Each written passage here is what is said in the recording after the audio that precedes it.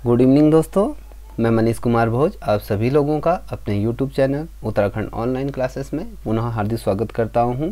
दोस्तों, जो आज का जो हमारा टॉपिक रहने वाला है वो उत्तराखंड सामान्य ज्ञान से रिलेटिव रहने वाला है, क्योंकि ये प्रश्नावली है ये परीक्षा के दृष्टिकोण से बहुत ज़्यादा महत्वपूर्ण होने जा रही है। क्योंकि जो परीक्षाएँ स्थगित हो गई थी वो परीक्षाएँ ये मान के चलिए आप जुलाई सेकेंड वीक से नवंबर दिसंबर तक ये कंटिन्यू ये पेपरों का एक अंबार जैसा आ जाएगा। वहाँ पर परीक्षाएं बहुत ज़्यादा कंडक्ट होंगी कि राज्य सरकार द्वारा। तो आप लोगों के पास कम समय है, जितना भी मैं आप लोगों को ये क्वेश्चन प्रोवाइड करा रहा हूँ आप इसको देखिए और इसके नोट से बनाते हुए चलिए और आपको निश्चित तौर पे सफलता प्राप्त होगी। आइए शुरुआत करते हैं उत्तराखंड सामान्य ज्ञान का दूसरा भाग। दोस्तों, जो पहला क्वेश्चन रहने वाला है आज का इस सीरीज का वो है आपका जोलीकोट में कुमाऊं सरकारी गार्डन की स्थापना हुई। जोलीकोट में जो सरकारी गार्डन की स्थापना हुई थी वो हुई थी आपकी 1909 को इसकी स्थापना हुई थी। और सेकंड क्वेश्चन है आपका चौबटिया सरकारी उद्यान की स्थापना की गई थी। ये की गई थी आपकी 1860 में इसकी स्थापना की गई थी। अगर वर्तमान में यह क्वेश्चन इस प्रकार से भी पूछा जा सकता है, चौबटिया सरकारी गार्डन किस जनपद के अंतर्गत स्थित है? ये अल्मोड़ा जनपद के अंतर्गत स्थित है। और यदि ये इस प्रकार से भी पूछा जा सकता है, रानीखेत में कौन सा सरकारी उद्यान स्थित है? तो आप चौबटिया गार्डन ये लिखिए क्योंकि ये रानीखेत में स्थित है। अब बात करें इससे रिलेटिव कुछ महत्वपूर्ण फैक्ट की। जो चौबटिया गार्डन है यहाँ पर जो सरकार के द्वारा जो गार्डन की स्थापना की गई है इसमें विभिन्न प्रकार के पौधों की प्रजातियाँ हमें देखने को मिलती है। चाहे हम औषधियों के बारे में बात करें, औषधि के पौधों के बारे में बात करें, या फिर फल फ्रूट के वृक्षों की बात करें, या अलग किस्म की घास यहाँ पर उगाई जाती है। और चौबटिया गार्डन जो सबसे ज़्यादा प्रसिद्ध है वो यहाँ पर बहुत मीठे सेब होते हैं और यहाँ पर आड़ू इत्यादि की फसल बहुत अच्छी होती है, इसलिए इसे उत्तराखंड राज्य का सरकारी गार्डन वहाँ पर रानीखेत में स्थित है जो अल्मोड़ा जनपद के अंतर्गत स्थित है। इसकी जो स्थापना हुई थी वो 1860 में इसकी स्थापना हुई थी। बहुत ज़्यादा महत्वपूर्ण प्रश्न है। तीसरा प्रश्न है गेरुए रंग की सभ्यता का नाम कहा जाता है। जो गेरुआ रंग होता है इसकी सभ्यता के नाम से कौन सा नगर जाना जाता है उत्तराखंड के अंतर्गत? वो हरिद्वार जनपद जाना जाता है। यहाँ पर गेरुए रंग की महत्ता प्राचीन मध्यकालीन इतिहास के समय में भी रही है और निरंतर ये वर्तमान समय में भी इस नगर को गेरुए रंग की सभ्यता भी कहा जा सकता है। ठीक है, कहा जाता है। ये हरिद्वार में स्थित है। ठीक है, अगला चौथा नंबर का जो क्वेश्चन है भाट छांटा गीत है। ये जो गीत है ये मनोरंजन प्रकार के गीत होते हैं जिसमें कुछ समूह में युवक युवतियाँ इसमें नृत्य करती हैं और एक मनोरंजन के तौर पे इस गाने को गाया जाता है। ठीक है, अगला पांचवा प्रश्न आपके सम्मुख से है रावण गीत है। ये है प्राण गीत इसे कहा जाता है। अगला प्रश्न छठा रोम्बा भाषा का प्रयोग करते हैं। जो इस भाषा का जो प्रयोग करते हैं ये जाट भोटिया के लोग इस भाषा का प्रयोग करते हैं उत्तराखंड के अंतर्गत। अगला प्रश्न तुबेरा बाजू तिमली आड़े प्रमुख लोकगीत हैं। ये जो मैंने आपको जो चार जो गीत स्वर बताए गीत के, जुबेरा बाजू तिमली आड़े प्रमुख लोकगीत हैं। ये भोटिया जनजाति के प्रमुख गीतों में से एक गीत है। ये जो इनको भोटिया लोग के जो जनजाति हैं वो उत्सव में या खुशी के वक्त इन गीतों को गाया जाता है।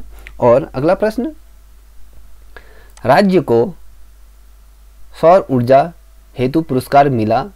जब उत्तराखंड राज्य को सौर ऊर्जा के क्षेत्र में उत्तराखंड में बिजली की जो खपत की जहाँ पर बात होती है वहाँ पर उत्तराखंड सरकार द्वारा बहुत अधिक मात्रा में सौर ऊर्जा का प्रयोग किया गया है, निःशुल्क तौर पे भी ग्रामीणों को दिया गया है। और इस हेतु उत्तराखंड राज्य को सौर ऊर्जा के क्षेत्र के अंतर्गत एक पुरस्कार मिला था। जो ये पुरस्कार उत्तराखंड राज्य को जो दिया गया था वो नवंबर 2007 को ये पुरस्कार दिया गया था। कभी ये क्वेश्चन इस प्रकार से भी पूछा जा सकता है, उत्तराखंड राज्य के अंतर्गत सौर ऊर्जा को प्राथमिकता देने वाला राज्य को पुरस्कार कब प्राप्त हुआ और ये किस तिथि को दिया गया था, ये किस वर्ष को दिया गया था। ये 2007 में नवंबर माह में इसको दिया गया था। ठीक है, अब आते हैं अगला प्रश्न। उत्तराखंड संस्कृति पत्रिका का प्रारंभ प्रकाशन होता है। जो उत्तराखंड राज्य से संस्कृति नामक पत्रिका का प्रकाशन ये पौड़ी जनपद से होता है। यदि हम बात करें, जब अल्मोड़ा अखबार बंद हो गया था उसके पश्चात ये गढ़वाल से प्रकाशित होना शुरू हुआ और धीरे धीरे वर्तमान समय की यदि हम बात करें या उससे पूर्व में गढ़वाल मंडल से समय समय पर बहुत ढेर सारी पत्रिकाओं का प्रकाशन होता रहा है। और आज जो एक क्वेश्चन है आपके सम्मुख से, उत्तराखंड की संस्कृति पर आधारित जो पत्रिका का जो प्रकाशन होता है वो पौड़ी गढ़वाल से निरंतर होता रहता है। ठीक है, अगला प्रश्न, चाला रस्म का संबंध किस जनजाति से है। ये थारू जनजाति के लोग इस रस्म को निभाते हैं।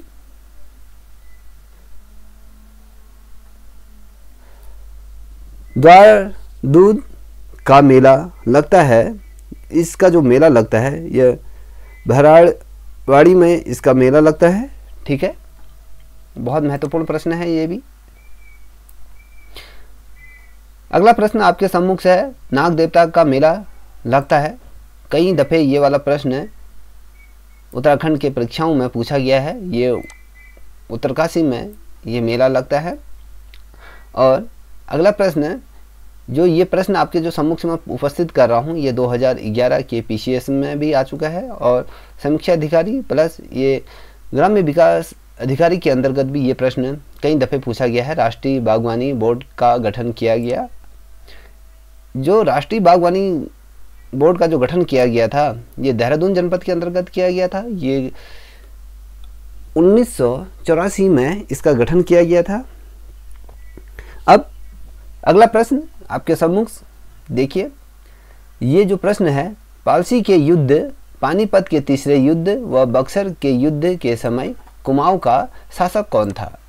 अब देखिए इसमें कई प्रश्न आपके सम्मुख से रख दिए गए हैं। पहले तो पालसी का युद्ध के बारे में कह रहा है, फिर सेकंड पानीपत के तीसरे युद्ध के बारे में बात कर रहा है, फिर बक्सर के युद्ध के समय। देखो तीनों एक ही चीज़ों को दोहरा रहा है।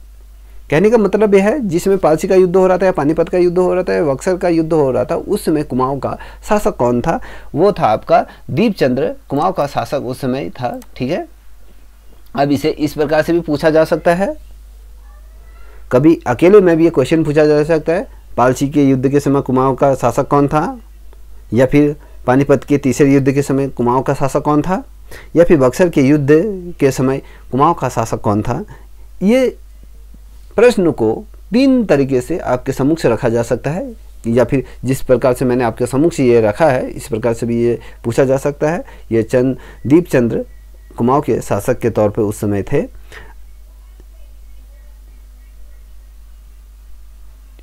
अगला प्रश्न आपके सम्मुख,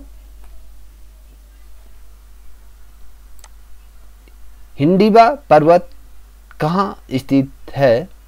ये जो पर्वत है ये नैनीताल में स्थित है। कहीं लोग इस पर्वत से अनजाने होंगे कि कभी क्वेश्चन आ जाएगा, मान लीजिए हिडिंबा पर्वत कहाँ स्थित है, ये नैनीताल जनपद के अंतर्गत विराजमान है। और इसको कभी आपको सम्मुख से कई ऑप्शन दिए जाएंगे, 4 ऑप्शन दिए जाएंगे, अल्मोड़ा, बागेश्वर, पिथौरागढ़, चंपावत, या इनमें से कोई नहीं। तो यदि ऐसे प्रश्न आते हैं तो उनमें से कोई नहीं होगा। ये यदि नैनीताल का नाम आता है तो उसमें नैनीताल को ही टिक कीजिएगा।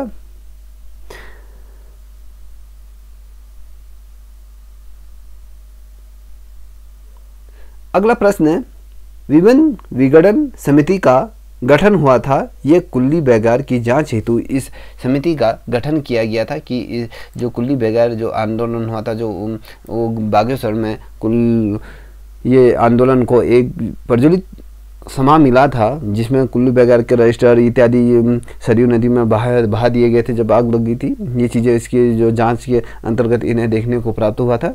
अगला प्रश्न है, उत्तराखंड राज्य की प्रथम नौसेना लेफ्टिनेंट महिला प्लस पाल नौका से समुद्र का चक्कर लगाने वाली प्रथम महिला कौन है? देखिए, एक ही प्रश्न में आपको दो प्रश्न छिपे हुए हैं। पहला तो प्रश्न जो बनता है, उत्तराखंड की उस महिला का नाम बताना है जो पहली महिला जो नौसेना में लेफ्टिनेंट के पद पर कार्यरत रही, वो रही वर्तिका जोशी। ठीक है। अब पाल नौका से समुद्र का चक्कर लगाने वाली प्रथम महिला कौन है? वो भी वर्तिका जोशी है। इन्होंने जब ये नौसेना के अंतर्गत जब लेफ्टिनेंट की पोस्ट में थी तो केंद्र सरकार द्वारा एक नौकायान का आयोजन किया गया था, जिसमें अलग अलग देशों से नौका को गुजरना था। उसकी एक महिला सदस्य हमारी उत्तराखंड से वर्तिका जोशी भी रही उस। ठीक है। जो ये चक्कर लगाया गया था, ये संपूर्ण समुद्र का जो ओशियन से लेके, चाहे मध्य एशिया की बात करें, एशिया से होते हुए संपूर्ण समुद्र का ये चक्कर लगाए। ये कुछ 5-6 हफ्तों का, ये 2-3 महीने का जो ये सफ़र रहा था। इस सदस्य टीम में वर्तिका जोशी भी उत्तराखंड से प्रतिभाग करने वाली पहली महिला बनी। ठीक है।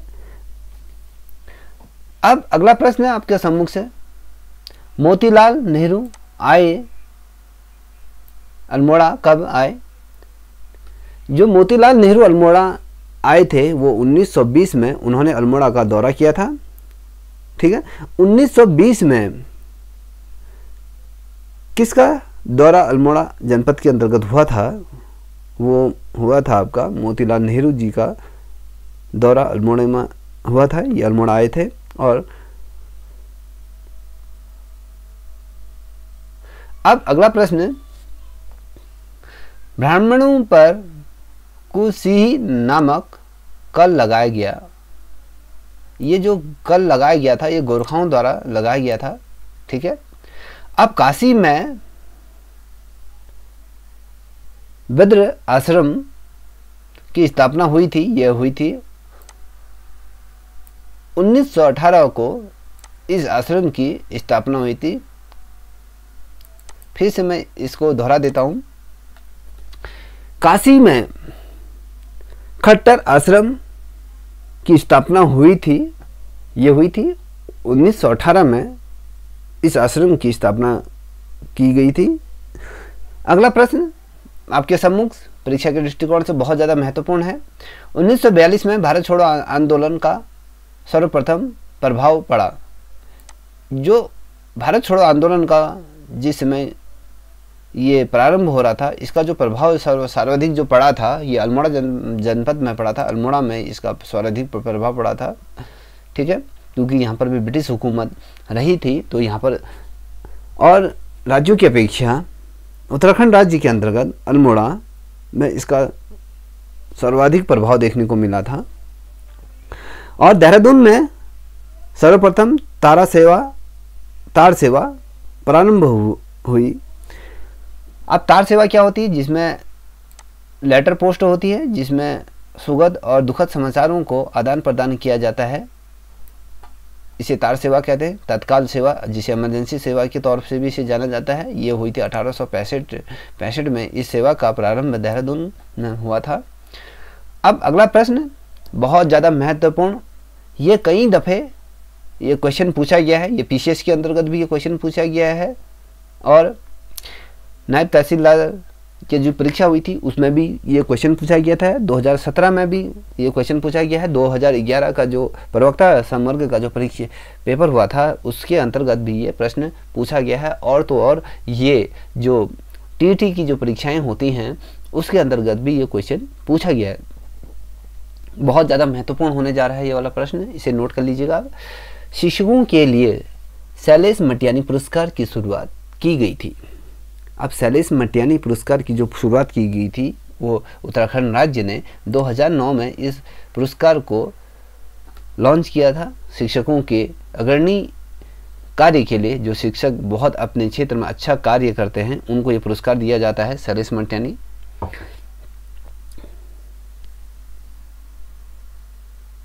अब अगला प्रश्न आपके सम्मुख से है, ये गुरु नानक ने उत्तराखंड की यात्रा की थी। बहुत ज़्यादा महत्वपूर्ण, देख लीजिए ऐसे क्वेश्चन मैं आपके लिए लाया हूँ। यदि आप लोगों को ये वीडियो पसंद आई हो तो प्लीज़ इसे सब्सक्राइब जरूर करें इस चैनल को, और जो नए व्यूअर्स हैं वो भी इसे सब्सक्राइब करें और साथ ही बेल आइकन को भी प्रेस कीजिएगा। जो भी हम वीडियो बनाएंगे उसका नोटिफिकेशन आपके सामने जल्दी पहुंच जाएगा। ठीक है, जो क्वेश्चन की बात कर रहे हैं हम, गुरु नानक ने उत्तराखंड की यात्रा की थी। जो गुरु नानक ने उत्तराखंड की जो यात्रा की थी वो 1517 में इस की यात्रा की थी इन्होंने, गुरु नानक जी ने 1570 ईस्वी में ये यात्रा हुई थी। उत्तराखंड में हरा सोना संबंधित है। अब उत्तराखंड में हरा सोना किससे संबंधित है? इसको बांज के पौधों को हरे सोने के मध्य से तोला जाता है। ये वाला जो प्रश्न है ग्रुप 5 G5 और G20 और ग्रुप 28 और ये परीक्षा में बहुत दफ़े ये क्वेश्चन पूछा गया है कि उत्तराखंड में हरा सोना किससे संबंधित है। ये बांज के पेड़ों से ये संबंधित है।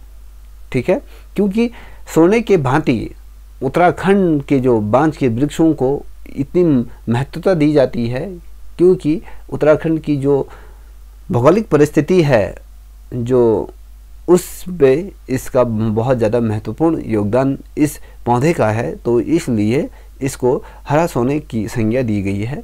और अगला प्रश्न आपके सम्मुख से, दून प्रसिद्ध दून स्कूल की स्थापना हुई।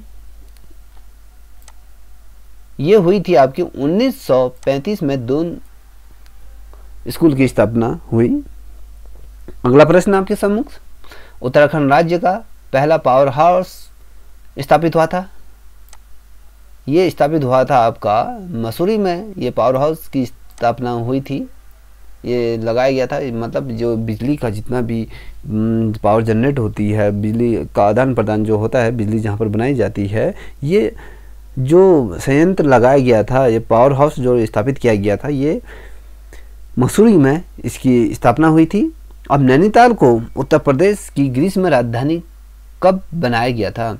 जब उत्तराखंड राज्य उत्तर प्रदेश से पृथक नहीं हुआ था, उससे पूर्व उत्तर प्रदेश की ये ग्रीष्म राजधानी नैनीताल को बनाया गया था। ये जो बनाया गया था 1962 को, इस को उत्तराखंड का जो प्रसिद्ध, जो आज हम कहते हैं जो हाई कोर्ट जहाँ पर है नैनीताल को उत्तर प्रदेश की ग्रीष्म राजधानी के तौर पे 1962 में बनाया गया था। अब नैनीताल स्थित राजभवन का निर्माण हुआ। आप यदि आप लोगों ने नैनीताल गए हो और राजभवन देखा हो तो बहुत भव्य अपने आप में आकर्षित के तौर पे है। ये लकड़ी से बना हुआ है और जो इसकी स्थापना हुई थी, ये हुई थी आपकी 1897 में इसकी स्थापना की गई थी उत्तराखंड राजभवन की। अगला प्रश्न वो है आपका, हरियाली दिवस उत्तराखंड में कब मनाया जाता है? ये 5 जुलाई को मनाया जाता है। और 5 जुलाई को ये प्रश्न इस प्रकार से भी पूछा जा सकता है कि 5 जुलाई को उत्तराखंड में कौन सा दिवस मनाया जाता है? 5 जुलाई को हरियाली दिवस के तौर पर उत्तराखंड में मनाया जाता है। ये हरियाली दिवस बनाने का पीछे का जो मेन उद्देश्य है, इसके अंतर्गत पेड़ पौधों को रोपा जाता है और प्रकृति को सुरक्षित रखने का एक ये उदाहरण है जिसमें लोग बढ़ चढ़ कर इस दिन पौधों को रोपते हैं और पर्यावरण के प्रति शपथ लेते हैं और पर्यावरण के प्रति अपनी भागीदारी प्रस्तुत करते हैं। इसलिए उत्तराखंड को एक ग्रीन स्टेट बनाने की ओर एक बड़ा कदम है। ये 5 जुलाई को ये मनाया जाता है। अगला प्रश्न, उत्तराखंड के प्रथम ज्ञानपीठ पुरस्कार विजेता कौन है? ठीक है, ये आप सभी लोग इनसे परिचित होंगे। सुमित्रानंद पंत जी, ये साहित्य के क्षेत्र में और हिंदी गद्य और पद्य में इनका बहुत ज़्यादा अग्रणी योगदान है। यदि हम सुमित्रानंद जी की बात करें तो ये इनका जन्म अल्मोड़ा कौसानी में इनका जन्म हुआ था। इनकी जो प्रारंभिक शिक्षा हुई थी, ये प्राथमिक जो शिक्षा उनकी इनके गांव से कौसानी में हुई थी। उसके पश्चात ये कक्षा 6 से अल्मोड़ा राजकीय इंटर कॉलेज अल्मोड़ा में इन्होंने अध्ययन किया, वहीं से इनकी जर्नी प्रारंभ हुई थी। ठीक है, अब जो ज्ञानपीठ पुरस्कार जो प्राप्त हुआ था वो सुमित्रानंद जी को प्राप्त हुआ था। कभी क्वेश्चन ये पूछा जाता है कि सुमित्रानंद जी को कौन सा पुरस्कार सर्वप्रथम दिया गया था। वो जो पुरस्कार जो दिया गया था उनको ज्ञानपीठ पुरस्कार से उन्हें नवाजा गया था। ठीक है, अब इसको इस प्रकार से भी क्वेश्चन घुमाया जा सकता है, उत्तराखंड के एकमात्र व्यक्ति कौन है जिन्हें ज्ञानपीठ पुरस्कार प्राप्त हुआ था? वो सुमित्रानंद जी हैं। अगला प्रश्न है आपके सम्मुख से, प्रथम जमुनालाल बजाज पुरस्कार प्राप्तकर्ता कौन है? ये राधा बहन है, इनको जमुनालाल बजाज पुरस्कार से इन्हें सम्मानित किया गया है। ये बहुत महत्वपूर्ण है, इसे नोट कर लीजिएगा। गढ़वाल सभा की स्थापना हुई थी। जो गढ़वाल सभा की स्थापना जो हुई थी ये 1914 में गढ़वाल सभा की स्थापना हुई थी। और गढ़वाल जागरण का पिता कहा जाता है। ये तारा दत्त गैरोला जी को गढ़वाल जन जागरण का पिता कहा जाता है। अब गौरी दत्त गिरोला को किसका पिता कहा जाता है? कभी क्वेश्चन ऐसे भी पूछा जा सकता है। ये गढ़वाल जन जागरण का पिता कहा जाता है। अगला प्रश्न, भक्त दर्शन ने रविंद्रनाथ टैगोर से तुलना की थी। जो भक्त दर्शन हैं उत्तराखंड के, इन्होंने रविंद्रनाथ टैगोर से जो तुलना की गई थी वो तारा दत्त गैरोला जी की ही तुलना रविंद्रनाथ टैगोर जी से की गई थी। अगला प्रश्न है आपके सम्मुख से, गढ़वाल में सरोल सभा की स्थापना हुई थी। ये हुई थी 1901 में इस सभा की स्थापना हुई थी। ठीक है, 1914 में एकता सम्मेलन का आयोजन किया गया था।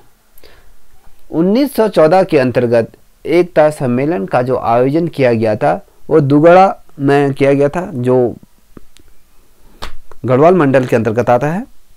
1914 में ही जो एकता सम्मेलन की जो अध्यक्षता की थी जिन्होंने, वो सरदार नारायण सिंह द्वारा इसकी अध्यक्षता की गई थी। ठीक है,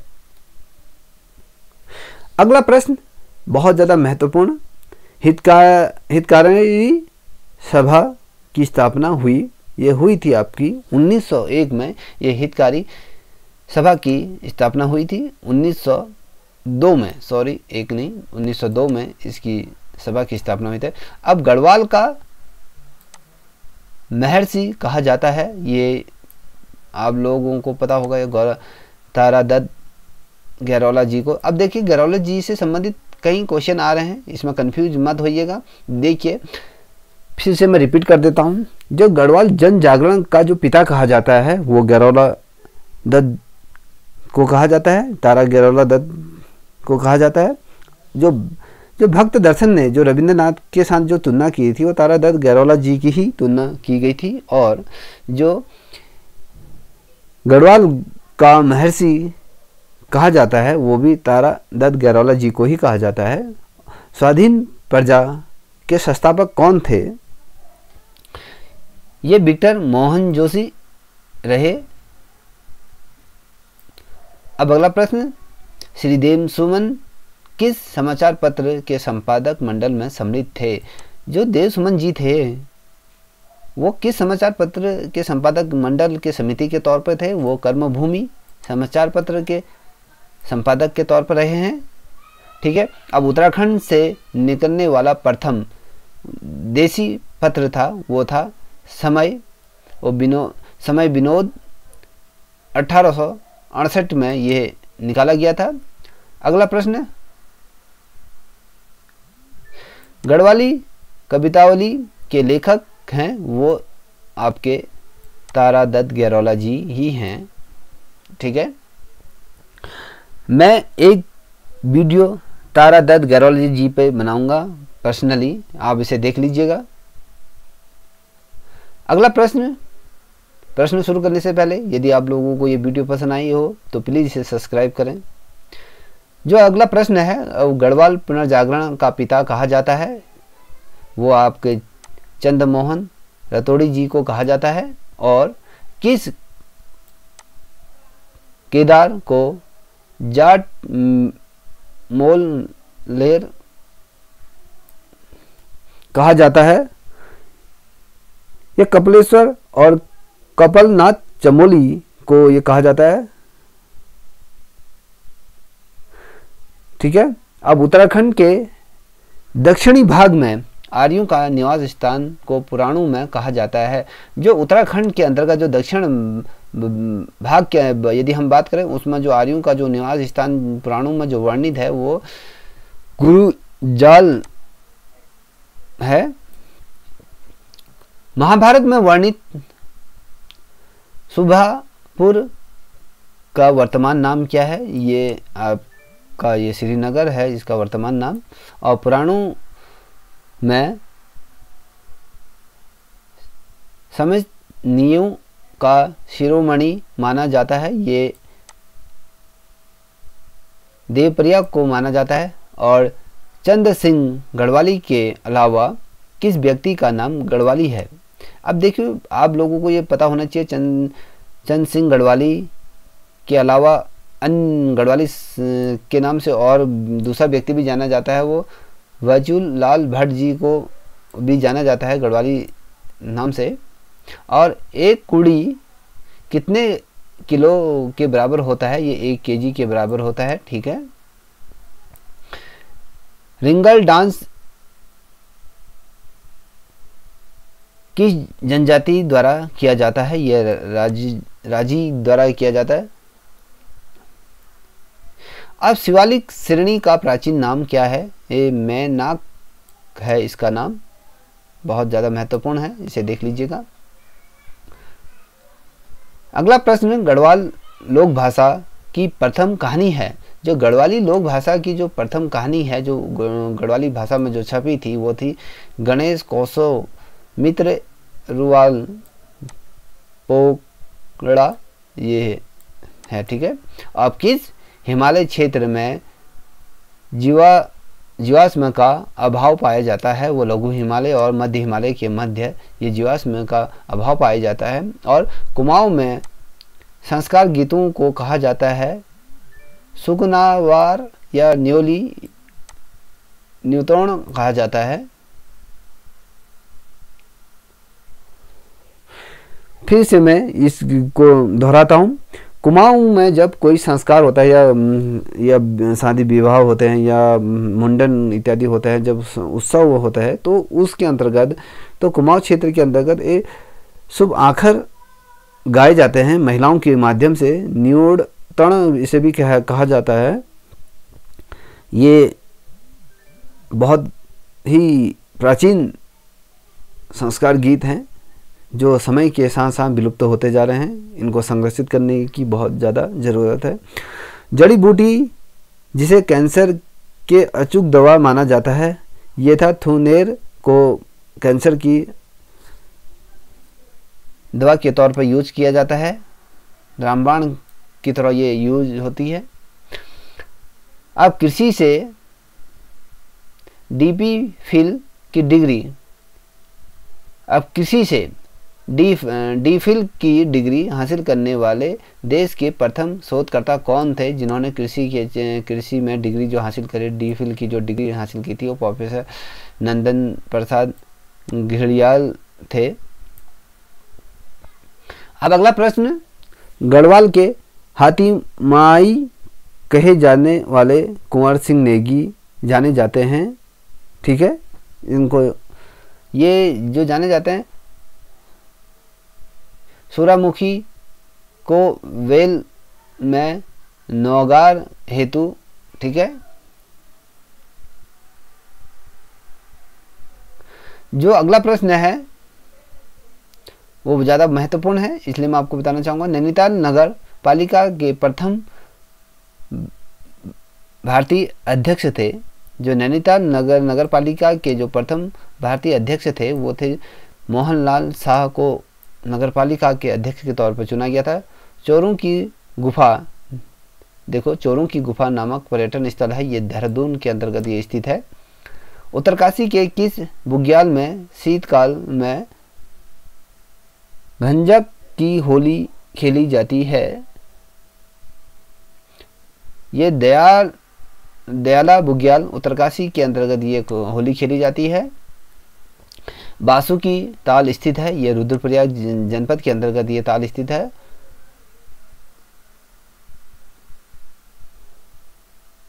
पुरुटारा बुग्याल स्थित है, ये उत्तरकाशी जनपद के अंतर्गत ये बुग्याल स्थित है। हिल जात यात्रा जो नृत्य होता है जो हिल जात में, ये कहाँ है? ये स्वर्ण नृत्य कहा जाता है, ये पिथौरागढ़ जनपद के अंतर्गत ये मनाया जाता है। और उत्तराखंड की 5वां जो धाम यात्रा माना जाता है वो खतलिंग ग्लेशियर रुद्राणी देवी यात्रा को माना जाता है, ठीक है। 5वें धाम के तौर पे ये उभर के सम्मुख से आया है। पहाड़ी में चित्रकला नामक रचना है वो किशोरी लाल वैद्य जी द्वारा, ये पहाड़ी चित्रकला नामक की रचना की गई थी किशोरी लाल वैद्य जी द्वारा। इसको इंदुकील पर्वत स्थित है, ये टिहरी जनपद के अंतर्गत ये स्थित है, ठीक है दोस्तों। यदि आप लोगों को ये वीडियो पसंद आई हो तो प्लीज़ इसे लाइक शेयर कमेंट करना ना भूलें। जय हिंद, जय भारत।